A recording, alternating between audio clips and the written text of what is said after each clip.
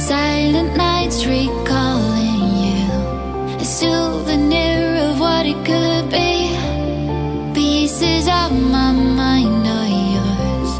I forgot the parts I'm missing. I pretend that we are okay, like nothing's ever broken. And I pretend that we are dancing. Hello everyone, I hope कि आप सब लोग बढ़िया होंगे। तो recently मैंने अपना the cheap PC case को मॉडिफाई किया है एंड आई गेस कि ये अब काफ़ी बढ़िया दिख रहा है, काफ़ी अच्छा दिख रहा है।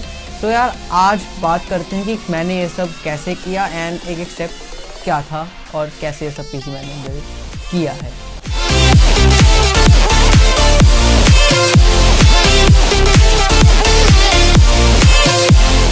So starting off with cable management. So मैंने ये पीसी नेहरू प्लेस से बिल्ड करवाया था एंड एट दैट टाइम मैंने केबल मैनेजमेंट पर बिल्कुल भी ध्यान नहीं दिया था एंड मैं गया था एक अल्ट्रा से भी अल्ट्रा चीप पीएसयू पर।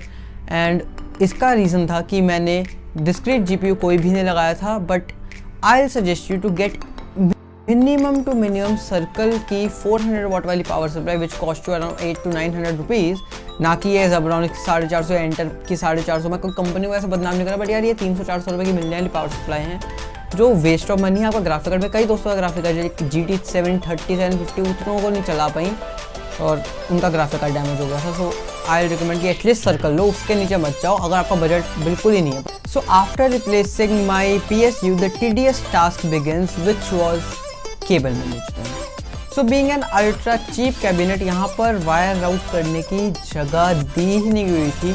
बस स्पेसिंग के वहाँ पे जहाँ पे स्पेस होता है यूजुअली अच्छे वाले केसेस में, वहाँ पे ऐसे से कट होल के निशान दिए हुए थे कि यहाँ से आप कट कर सकते हो। मतलब स्पेसिंग मिनिमल हल्का सा हाईलाइट किया हुआ आप देख सकते हैं, उस टाइप से दिया हुआ था। मतलब 1000 रुपये में यार जेब्रॉनिक्स वाले ना इससे बेटर कर सकते थे, एटलीस्ट कटिंग्स तो अवेलेबल करा के दे सकते थे। यार अब कोई 1000 रुपये पे कर रहा है तो उसको बिल्कुल ही नहीं मिल रहा।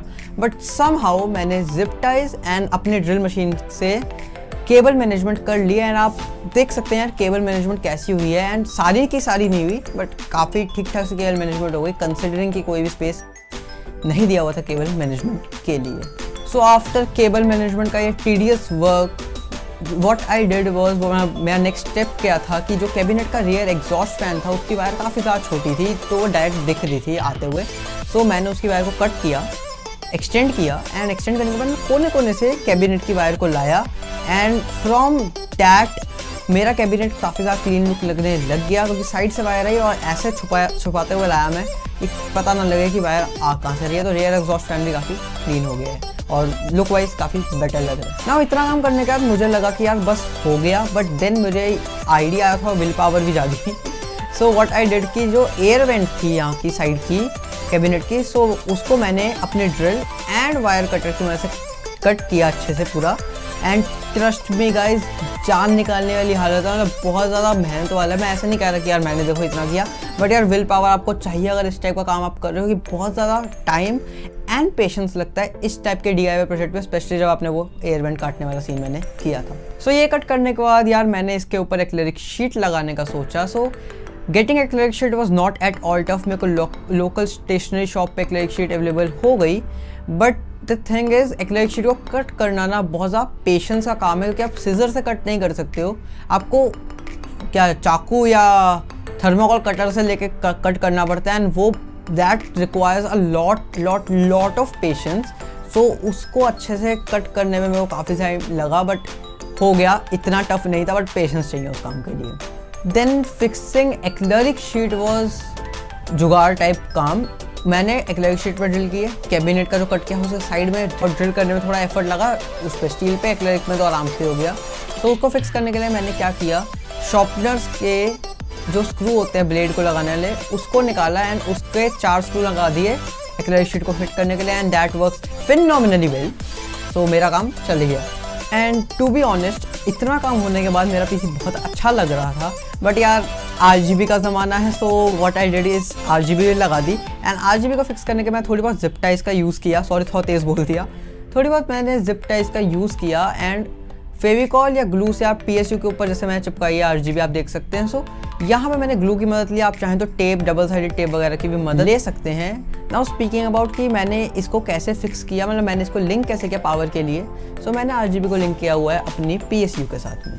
नाउ PSU के साथ मैंने कैसे लिंक किया, बड़ा ही सिंपल है। आपको RGB का कनेक्टर है, एडेप्टर के साथ से जो आता है उसको काट लेना।